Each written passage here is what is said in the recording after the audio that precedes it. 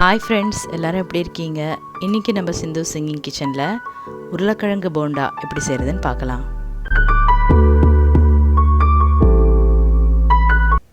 இப்போ தேவையான இன்க்ரீடியன்ட் என்னென்னு பார்த்துலாம். இந்த மாதிரி வேக வச்ச உருளைக்கிழங்கை நல்லா மசிச்சு எடுத்துக்கோங்க.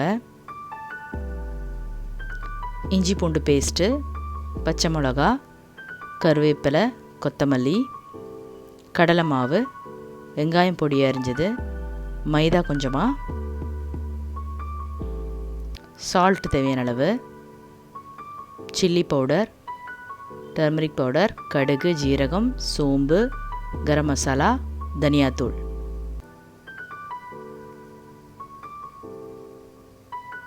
இப்போது ஆயில் கொஞ்சமாக ஹீட் பண்ணதும் கடுகு சேர்த்துக்கலாம். ஜீரகம், சோம்பு மூணையும் சேர்த்து நல்லா பொரிஞ்சதும் கருவேப்பிலை சேர்த்து பொடியை அரிஞ்ச வெங்காயத்தையும் சேர்த்து நல்லா வதக்கலாம்.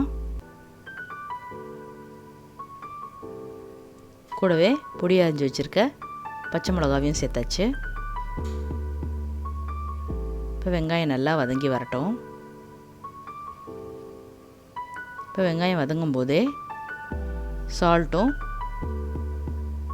மஞ்சத்தூளும் சேர்த்து நல்லா வதக்கி விட்டுடலாம்.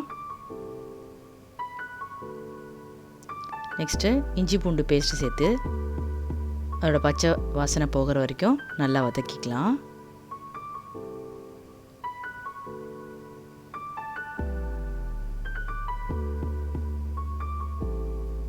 இப்போது நம்ம இங்கே எடுத்து வச்சுருக்கிற தூளுங்க எல்லாத்தையும் சேர்த்துடலாம்.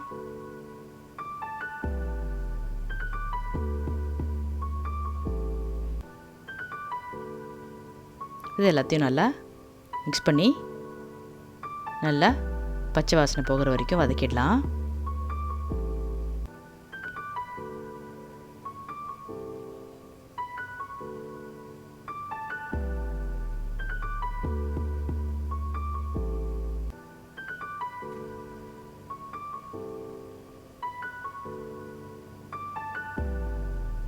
இப்போ நல்லா வதங்கிருச்சு. இப்போ நம்ம இங்கே வேக வச்சு மசிச்சு வச்சுருக்கிற உருளைக்கிழங்கை சேர்த்து நல்லா மிக்ஸ் பண்ணி விட்டுறலாம். மசாலாவோட நல்லா இதை கலந்து மிக்ஸ் பண்ணிக்கலாம். லாஸ்ட்டாக நம்ம இங்கே பொடியாக அரிஞ்சு வச்சுருக்கிற கொத்தமல்லியும் சேர்த்துக்கலாம். இப்போ மசாலா ரெடி ஆகிடுச்சு. நெக்ஸ்ட் நம்ம இங்கே எடுத்து வச்சுருக்கிற கடலை மாவை சேர்த்துக்கலாம். ஒரு 2-3 ஸ்பூன் கிட்ட மைதாவையும் சேர்த்து மஞ்சத்தூள் கொஞ்சமாக, சில்லி பவுடர் கொஞ்சமாக, சால்ட் தேவையான அளவு சேர்த்து நல்லா இந்த மாவை மிக்ஸ் பண்ணிக்கலாம். ஃபஸ்ட்டு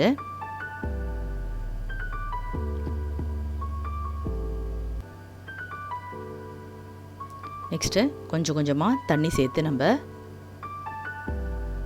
மாவை ரெடி பண்ணிக்கலாம். ரொம்ப தண்ணியாகவும் இல்லாமல் ரொம்ப திக்காகவும் இல்லாமல் மீடியமாக ஒரு கன்சிஸ்டன்சிக்கு நம்ம இந்த மாவை ரெடி பண்ணி எடுத்துக்கலாம்.